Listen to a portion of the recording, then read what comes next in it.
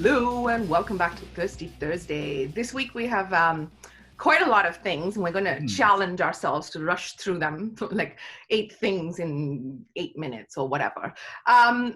We're going to start off with the biggest of them, which is that part of this effort is to cover news as it happens from a marketing perspective and say what we thought worked, what didn't, what were we thirsty for.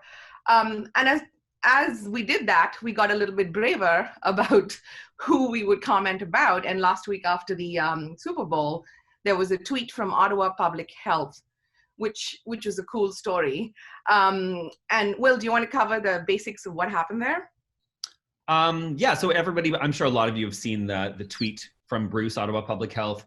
It went out as if it was a mistake, like insert winning team here, insert photo of winning team here. So everybody woke up to this tweet thinking it was a big mistake, but it was funny because everybody was quite kind about Bruce when they thought it was a mistake. They're like, oh, Bruce, you know, that sort of thing. And then we found out that actually that was a planned tweet to really make an example about the, misinformation, to show how misinformation. How quickly it spreads, right? How quickly COVID misinformation spreads. And that's awesome. So what we did is we dug around to see who it was who was behind this and found the social media manager of Ottawa Public Health, who we're actually recording with today. So there should be a podcast out tomorrow with some of the thinking behind how that came to be. So that's super exciting. We're excited to talk to Kevin Parent, the guy behind that.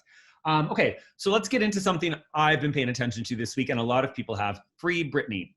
You can go to freebritney.net or just Google Free-Britney. Every major outlet is talking about it. The New York Times just did released a doc over the weekend about the Free-Britney movement. Backstory, she's been under conservatorship since 2008. Her dad and a finance company, I guess, are in charge of everything to do with Britney's life. She can't make a single decision on her own. And she's been up to some weird social media antics that fans have been thinking she's been giving them messages, secret messages, basically saying, get me out of here, get me free. And we do know from this New York Times documentary that lent this movement credibility that she really does want her dad gone from the conservatorship, and she refuses to work until he's gone. They're going back to court this week. And Britney actually did a kind of a cryptic Instagram over right after the Super Bowl. She came on and said, ooh, it's, it was what we were all waiting for, ... The Super Bowl happened. But really, fans are saying she was talking about the Free-Britney documentary. Her boyfriend, who's been silent about everything forever, actually went on Instagram and spoke out about Jamie Spears, calling him a dick. That's her dad. So there is some, at first I thought this was a conspiracy thing, but there seems to be some credibility to what the fans are thinking. So I'm all for it. It's a mix of fact, fiction, Britney love. It's been interesting to see it unfold. So the other thing the documentary did show, Susan, was how awful we treated female celebrities in the 90s and the 2000s. With the paparazzi chasing these women down, we were slut shaming, we were blaming her for breaking Justin Timberlake's heart. It's a really interesting documentary, and it does make you think about the way we used to treat people in the media. Not that we don't now, but 20 years later or 15 years later, it has changed a lot. So yeah. That's true. That's true. So let's switch over to the brand side of things. You brought to my attention, and we love when brands play with each other and joke with each other on social media. You told me about a Weetabix Heinz baked beans partnership in the UK. Why don't you tell us about that? Yeah, that's fun. I think it was a tweet that went out with something to the effect of, toast gets to have all the fun, and why should the Weetabix get left out? And so there was beans on Weetabix, and obviously the interwebs went crazy. It was a pineapple on pizza situation all over again. And I think the cool part was that a lot of brands jumped on it. We love the newsjacking. We've always got time for the newsjacking. And so there was a number of brands that started riffing off of this and tweeting at both Heinz and Weetabix, and either saying yay or nay. Yeah. And one of the funny ones was from KFC, where KFC tweeted at them and said, Alexa, how do I delete somebody else's tweet? It was fun. It was what people are now calling reactive marketing or reactive social, essentially newsjacking. Like if you have something funny to say, a little personality to show, and if something strikes a chord, like just get in there and have a conversation. Another Yeah. brand that made news yesterday, Aunt Jemima. We knew they were rebranding. Well, they launched their new look, their new name, no longer Aunt Jemima. Now it is the Pearl Milling Co., I think, founded in 1888. It's basically the brand's origin as this mill that created the first kind of self-rising pancake mix. So if you look at the box, only if you see in the middle, they have a little thing saying, you know, basically formerly Aunt Jemima. It's still red with some yellow, but it has a more artisanal feel. They're going back to their roots. So I guess there is some authenticity, I should say, to this rebrand here. But I mean, when you change your name completely, are people going to know that this was the pancake mix they once loved when they go into a shop? I don't know if I would know if I hadn't seen the story, but obviously that's a good thing. They wanted to get away from it. So I'm wondering what you think about the rebrand, and maybe it's up to people ultimately to decide if this is going to be a successful one or not. But any thoughts? Yeah, I was a bit extreme about it. I said that if you wanted to dissociate from something like Aunt Jemima, unless Aunt Jemima was an actual person, there should have been no connection to the thing. But I completely valid the point that you're making, which is then how does someone know this is the old brand?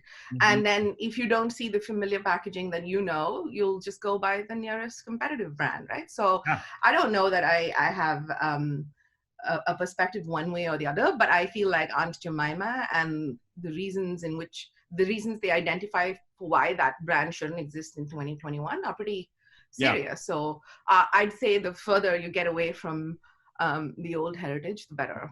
And I do think it was smart to go to that like artisanal foodie route, right? Like it does, the brand does look wholesome and it does look like it's a mix that you think you'd see this box of an old mill. It seems more like that organic vibe or something like that. So I think that was a smart way to go.